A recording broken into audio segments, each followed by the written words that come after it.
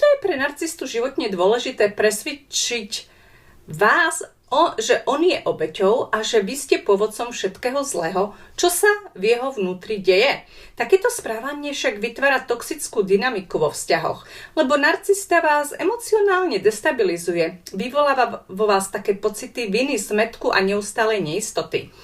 No a cieľom je, aby ste sa sami začali o sebe pochybovať, o svojom vnímaní reality a prevzali zodpovednosť aj za jeho vnútorné utrpenie, čím by ste ho nepriamo ochránili pred jeho vlastnou pravdou.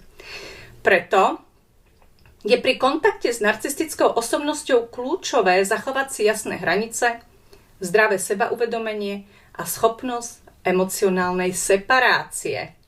Len tak si udržíte svoju vnútornú integritu a nedovolíte, aby sa cudzie pocity stali vašimi a ich nenávisť vašou vlastnou. Závisí